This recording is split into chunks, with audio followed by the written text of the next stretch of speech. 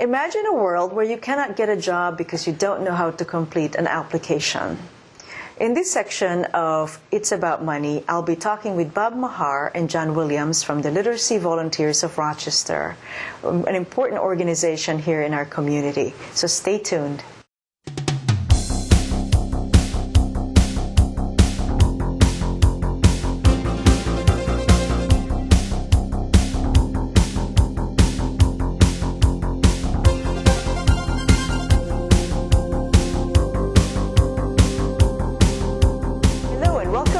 Edition of It's About Money. I'm Nannette Nocon, and thank you for joining us. Our topic today is on Literacy Volunteers of Rochester. Today our guests are Bob Mahar, Robert Mahar, who is the Executive Director of Literacy Volunteers of Rochester, who's been in the human resources field for about 20 years. Thank you for being here, Bob. Thank you for having us. And John Williams, who is the Development Director at Literacy Volunteers, who was an attorney at a local firm in town. Thank you for being here. Thank you. So I'm excited to have you both because, you know, literacy is so important in our lives, but for someone who's literate, we take it for granted because it's easy enough to navigate our way around the world. But for somebody who cannot read, it's a big hurdle. So tell me about your organization. What does Literacy Volunteers do in Rochester? Well, Literacy Volunteers is an organization that recruits and trains volunteers to work with adults who are seeking help with their reading and writing, as well as English being their second language, with English language proficiency. This year we're actually celebrating our 45th anniversary in existence. We've been around since 1964, providing services to the community. Oh, that's terrific. Now, if somebody, how do you find your clients? I mean, does somebody come forward and say, I cannot read? I imagine that's such a huge self-consciousness hurdle to. Yeah, in most of the cases, that is how folks come in. We self-referral, they have friends or family members who have received help over the years, and literally as you go around the community, there are hundreds, if not thousands, of people who have received help over the years, still many more who have been involved as volunteers over the years. But typically it's someone who is word of mouth in the community, though we do have put information out there, brochures, interviews such as this, to let both potential adult learners know about the services that are available, and also to let potential volunteers know the need that we have for volunteers. Now, what's a typical age that somebody would approach your organization? We provide services to those individuals who are 18 and above and out of school. The strongest cohort of age tends to be in the 25 to 45 group, though clearly we've got representation of folks who are a little bit younger, as well as folks that are seniors. It really will vary for people in terms of what point in their lives they're ready to make that commitment and to get involved, or that they may have a driving force in their life. One of the things that's a big driving force for folks sometimes is having young children who want to be read to, who are going to school and learning English, and so that may be a motivator for the adult to come in and to get services so they can continue to work with that child at home. I see. So there's some sort of event that happens that want them to And it's a little different for everyone. It may be, you mentioned work, the fact that they bring offered a promotion in their new expectations and they need to increase their reading level. It may be, in fact, that they're looking for employment and they don't have the basic skill set to fill out a job application and those types of things. I see. So, John, tell me how the financial aspects of Literacy Volunteer works. Does the client have to pay? How are you funded? I mean, every organization requires money to operate. That's certainly true. At Literacy Volunteers of Rochester, there is no fee for any adult learner. That is entirely cost-free to anyone who walks in the door. In order to accomplish that, we must get funding from other sources. About 50% of our funding comes from New York State, and the other 50% comes from individual donations, corporations, foundations who are generous and understand the basic literacy need. We have 2 fundraising activities each year. The one in the fall is known as Brain Game. It's going to occur on October 15th this year at the Rochester Club Ballroom. It's a trivia quiz that pits contestants from various local law firms and financial firms, and a great evening that raises money for us. And in the spring, we have what we're calling the Reading Rally. It is an awareness event to make adult literacy awareness happen throughout the community, and we have a raffle that is a fundraiser as part of that as well. I see. So it's nice that there's a good part of your funding from New York State, that government recognizes that this is a problem. Yes, it is. It's very important to us, and of course is a continuing challenge in these economics to find the funding from all of these sources. Sure, right. Well, you're doing a great job, and it's nice also that there's a lot of organizations that pitch in and help make this happen. Yes. So that's really terrific. So how do people... what's the difference between somebody who's literate and illiterate in terms of their opportunities in the workplace? Is there data available on that? There have been a number of studies done. In general, what you'll find over the course of a lifetime is that an individual who has a high school diploma and education beyond is in general going to earn anywhere between 2 to 2.5 times the amount of wages over their lifetime. Additionally, what we know is that individuals who are low literate, there are a number of socioeconomic challenges that are going to come across in their lifetime. 40% of those people who live in poverty are low literate. 70% of the individuals who are in our prison system lack a high school diploma, and the list continues to go on. Areas like health literacy, financial literacy, people have less awareness, are more liable to be victims of fraud, to be unhealthy, those kinds of things. So there are both direct economic impacts in terms of employment and earnings, but there are also impacts on their lives in many other ways. And isn't it a vicious cycle? Because if they can't, they're not literate to begin with, their ability to make a living is limited.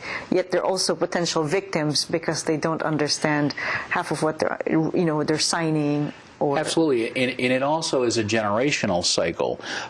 The studies will show that one of the single most determining factors of a future literacy level of a child is the current literacy level of their mother or primary caregiver. So one of the taglines that our organization, who primarily focuses on adults, is to emphasize the fact that kids need literate parents. That if we're going to address the dropout rate, if we're going to address the issues of early childhood education, one of the components of that is working with the adults who are in the homes with the children and helping make sure that they're more literate. I see.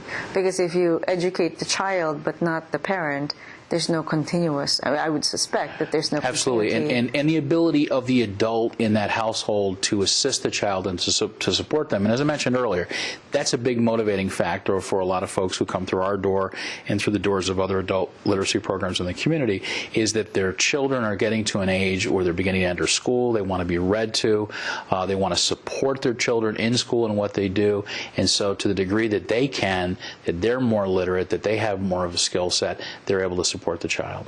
Now, do you partner with the educational institutions? I mean, do the teachers tell you, do the teachers get involved in helping the parents become more literate? Is that something that ever happens? Well, we work with a number of educational institutions in town. One of the niche of Literacy Volunteers of Rochester is that we're addressing the needs of those folks who are at the lowest level of literacy. In a given year, about 70% of the students that we see are reading at a 4th grade level or below. With that, we partner with a number of local adult education organizations. On the east side, BOCES 1 in Fairport. On the west side, BOCES 2 in Spencerport. The Rochester City School District adult education programs, and a number of other programs, some volunteers, some paid staff in the community who we work with. In the ideal scenario, a lower level student will work with a tutor at Literacy Volunteers one-to-one for a period of time, and if they are able to work up to a level where they can enter into a classroom setting, then they might be referred on to a BOCES program or a city school district program. So that's our main connection. I think over the years we've gotten referrals from city schools, whether it be teachers or administrators, if they've worked with parents and they've identified them as having literacy issues, just as we get referrals from a number of other community agencies, faith communities around the area. I see. That's fantastic. It's nice that there's cooperation, collaboration. Absolutely. Because otherwise we have so many inefficiencies that occur in our system. Now, do you ever find that you have to turn away a client because there's no funding for volunteers, or I hope that never happens. We've never had to have that, so we're blessed that we have had the funding that we need when we need it, and that we've had a ready supply of volunteers to meet most of our needs to pair a volunteer with a learner. Bob, perhaps you'd like to comment on that? We aren't turning folks away, but one of the things is that service can very often be delayed. We typically have a waiting list during the course of the year, which will run as low as 50, but sometimes as high as over 100. Right now, I think we're at about 75. As we begin the fall season, just like with kids, it is a period of time that people begin to think about going back to school and engaging in service. But regularly what we find is that we have more learners waiting to be matched with a tutor than we have volunteer tutors available. And so that's an ongoing issue for our organization to try to recruit and train more tutors each day. I see. So it's really a matter of getting more tutors to be able to teach. Absolutely. And how often are the tutors engaged in, I mean, is it like once a week? What type of commitment and what kind of support? The commitment for a tutor is, what we ask initially is that folks who are interested in becoming a volunteer come to what we call a preview session, and that's a 1-hour overview. And what we do is we talk about the program, the types of students, the needs that they have, and the commitment that we're looking for. If people are interested from there, they would then sign up for a tutor training workshop. And the tutor training workshop is 21 hours of training with an additional 7 hours of homework. It may sound kind of intense, but what we're looking to do is to try to provide folks with the most materials and resources and preparation necessary to work with that student. Once they go through the training, then ultimately what they're doing is the learner and the volunteer are meeting once a week for about 2 hours. Public place like a library, community center, local faith community, someplace that they can both get to and both are comfortable meeting at. And so they're meeting for about 2 hours a week in the tutoring sessions, and then beyond that, the learner is doing some homework beyond that. And as I say, in some cases we have learners who are meeting with a tutor, but also may be enrolled in another adult education classroom situation and trying to supplement that as well. I see. Okay, so it's once a week. And do you find that the volunteers and the clients, the learner, stick with the schedule, or is there a fallout rate that's a concern? I think it depends on individuals. One of the struggles, as we mentioned with the issue of being low literate, is that there are a lot of socioeconomic challenges. And so what you will observe is very often that learners have issues, many live in poverty, issues of transportation, those types of things. And we also have just life schedules as adults. One of the big distinctions between an adult program and a youth program, youth are in school, they're 6 hours a day, they're in, to some sense, a captive audience. As adults, we have jobs and bills and kids of our own and all of those kinds of distractions. So it can be difficult to put that into a schedule. But what we find is that, many of our matches are meeting very diligently throughout the year, may take breaks for family events or holidays or vacations, but meeting regularly out there doing their homework, and then also at the same time assessing some of the other, accessing some of the other types of services that we have throughout the year. We have classes and then services, an annual conference that we have to try to provide information both for the learners as well as the volunteers. And how long does the pairing usually work out? I mean, how do you assess whether a person has graduated from the support that's given? Well, what makes our program unique is that we're student-centered. And so the individual comes in the door and they're going to let us know what their goal is, what they want to accomplish.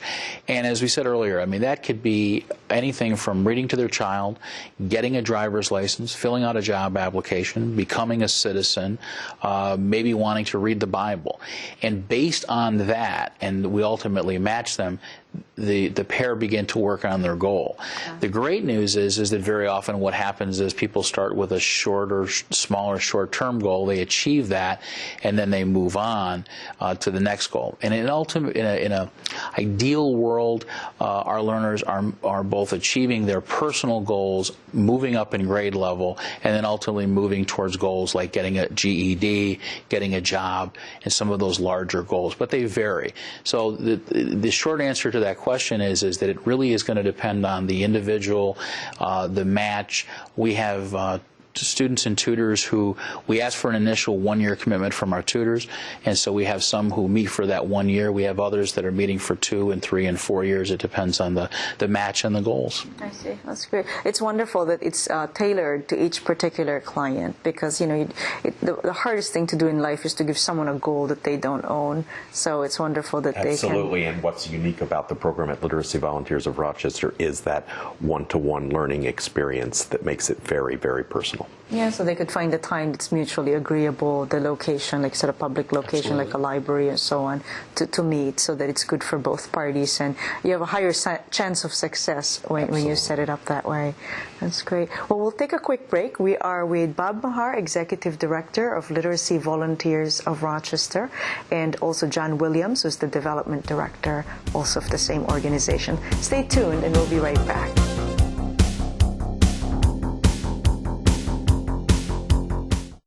Now, Krista, make sure you stay with her the whole time. She's new to the country. This is her first day. This is a brand new country. It's a whole different culture. It's gonna be okay. Now, make sure you stay with her the whole time. I'll be here right after school to pick you up. Okay, Mom. Okay, have fun. Bye-bye. Bye. Ignore my mom. She's so annoying. She's totally freaking out about this whole thing. She freaks out about everything. She always does that. Ugh. Ignore my mom. So, you ready for your first day in the wicked castle of doom? I mean, like, seriously, it's so boring. I don't know how they could put us through this, like, every single day. How many schools do you have in your village? None.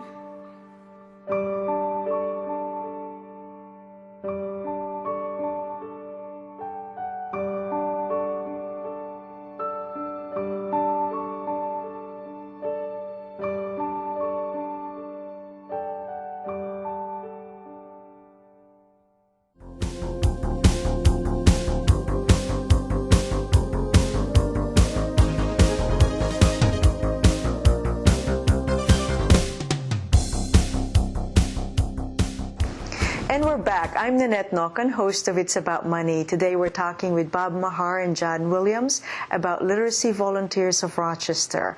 Thank you again, both of you, for being here today. Now, with the economic conditions that we have faced in the last 2 years, it's been very difficult for most people to find jobs, and I take it that if you are not literate, it makes it even harder. Tell me about the challenges that you face and what the organization has been able to do to partner with individuals and companies. Well, one of the things that we've done in the last year, we've just begun a new program called Literacy Bridge to Employment. And the focus of that program is working with individuals in the community who are reading between a 3rd and 6th grade level primarily, and trying to help them get some basic job skills, some basic computer literacy, as well as literacy and math skills, and focusing on their needs. One of the challenges very often that the individuals that we work with have is that they either have very little access to technology and very often very little knowledge of technology. So when you look at almost any position these days, you need some basic computer skills. Very often you need computer skills just to apply for a position online. So what our program does is works with individuals both one-to-one and in small group, providing them instruction, very often using the computer quite a bit and taking folks who from a starting point may never have even seen a computer or touched one to a point where they can do things like develop a resume, apply online, do emails, those types of things. And that's that we've just finished our first year of that. It was very popular, and we're looking to start our starting our 2nd year and running a number of classes there. That's great. I mean, it's wonderful that there's certain, like you said, math literacy, computer literacy, besides just the ability to read, and not just, it's a Yes. big deal, but it's nice that there's certain focus, you focus it to whatever the needs are of the individual. That's really great. Now, from a personal perspective, I mean, you were an attorney for 30 years. What got you involved with the organization? What got you? What's the hook? What was the hook? The hook here was really to continue in the world of education.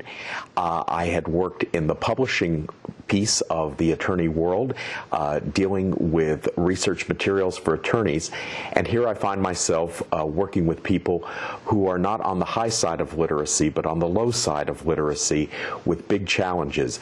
It also was personally compelling to me because I grew up with grandparents who were unable to read and write. And so here I am being able to work in my second career to help people who still have these challenges. That's fantastic, John. I mean, I'm sure it gives you a lot of pleasure. It does. To be able to do that. You're right, from high literacy to really more basic, you know. Absolutely. So that's great. Now, how about you, Bob? What got you involved with the organization? Well, one of the things for me is that it's some degree full circle. 25 years ago, getting out of college, I enrolled as a VISTA volunteer, which is Volunteers in Service to America, essentially the domestic Peace Corps. And I worked on a project with literacy volunteers, Volunteers of America, and several other organizations in the community on adult literacy. Learned a great deal, had a wonderful experience, and went on to a career in human services of about 20 years, where I had worked with youth at the Catholic Youth Organization, teens at Puerto Rican Youth Development Resource Center, then went on to run an office for the aging and run Meals on Wheels programs, and so some 20 plus years later, full circle, found myself back at Literacy Volunteers of Rochester, and I think the common thread for me has been volunteerism and economic opportunity has been what it's about. And it's a lot of what we talked about today is that while literacy is providing education, it is a door that opens economic opportunity and stability to the folks that we're working with, and that's been a key motivator for me. That's great. I mean, I invite both of you to come today because truly it is very difficult to advance economically when we don't have the basics of life. I mean, you're right, even the counting skills or dividing or just using, solving basic math problems that we take for granted, you know, just working with cash or credit or debit, you know, those kinds of programs. Now, who develops the programs that, that are used by the volunteer for the student?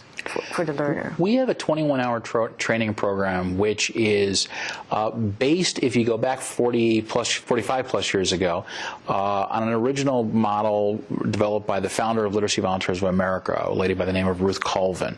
And Mrs. Colvin actually was recognized, I think, by President Bush a couple of years back for a Lifetime Volunteer Service Award, and she founded that organization. And the model that she developed was called Each One, Teach One, and we've talked about it a little bit today.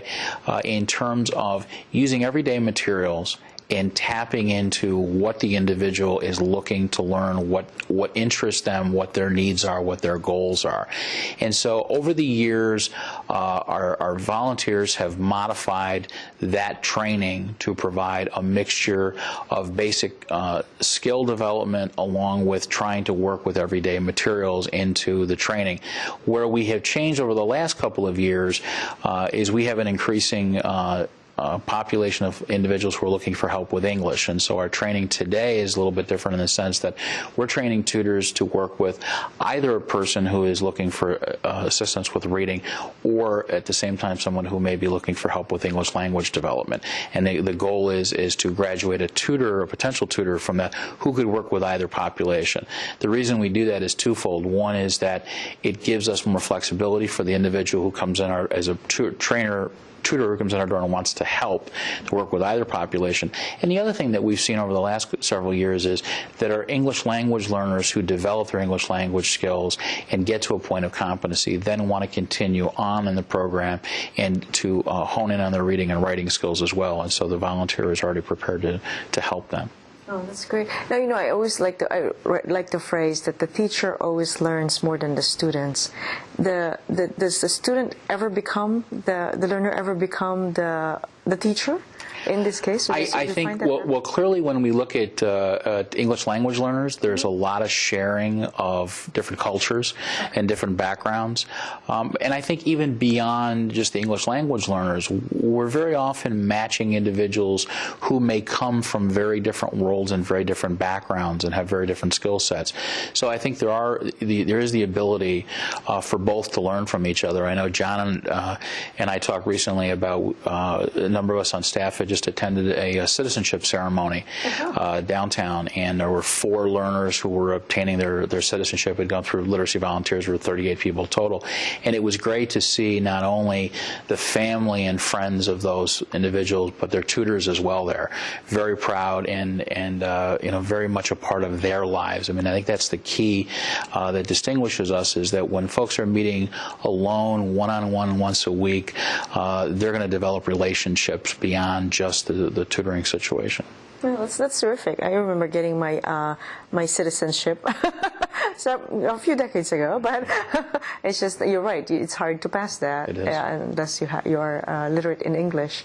So does that mean that you find students or learners from the institutions around town? I mean, like the U of R, or spouses of, you know, I know a lot of foreign students who come here. Is there ever an issue for spouses to? Actually, you know, our location, our office is in Highland Park, very near U of R, so we very often do see either students from U of R or IT or spouses of such, as well as within the English language program, folks from a number of different countries, new immigrants, refugees. In any given year, we'll see folks from about 25 different countries that come through our door. No, it's terrific. So it really can meet a lot of needs. People who want to learn English and some other literacy skills like math and computer. Yes. So do you ever find, what kind of story is that you have seen that's touched your life, or that's really been like, wow, that's really the reason why we're doing this? I'm sure every day there is a reason, but there must be some compelling stories that you've observed. I tell that one, or you tell? Really, you know, a story we very often share.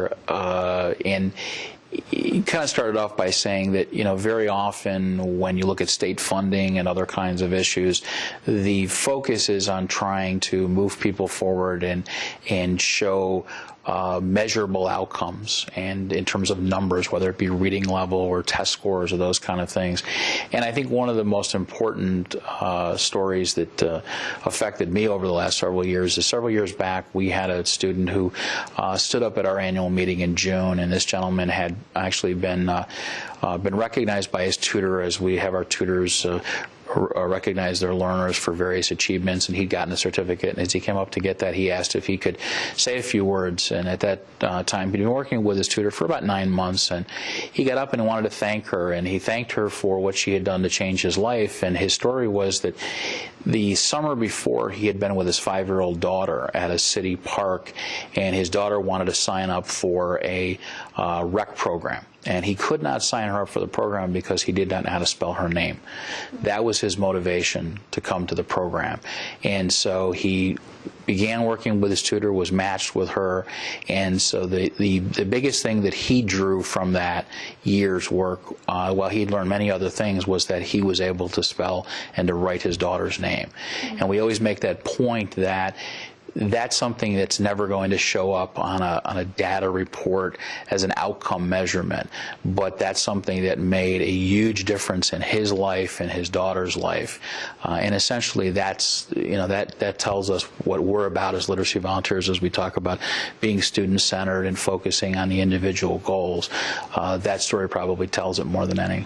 Sure, that's beautiful. Thank you very much. And that story is being repeated day by day with our learners and our tutors. Yeah, it sounds like, I mean, you think that, boy, that's easy enough, but boy, for some people, it's a huge hurdle. And what a wonderful thing. You're absolutely right. A big difference for his daughter, saying, gee, my father cares for me enough to learn how to spell my name. So hopefully she went into for that summer program. Yes. That's great. That's fantastic. So I do want to thank both of you for taking the time to be here and talk to me and to our viewers about Literacy Volunteers of Rochester. It seems so much to offer and so much to do yet. So, and we have to remind them that you do have your fundraising event. It happens in October of every year, right? Yes. Okay. And we're looking forward to that on the 15th of October this year, our brain game. Okay, sounds good. And if we want our audience, if the audience wants to check out your website, could you please, I will be putting it on. Sure. It is www.literacyrochester.org, and there's information for learners, for potential tutors, for potential donors, anyone who would like to get more information about our programs and services. Wonderful. Thank you very much, John. Thank you. Thank you, Bob. And thank you, our viewers, for joining us in this segment of It's About Money. I'm Nannette Nocon, and we'll see you next time. Thanks for tuning in to today's show. If you have any questions for It's About Money, please email Nannette at nnocon@aol.com.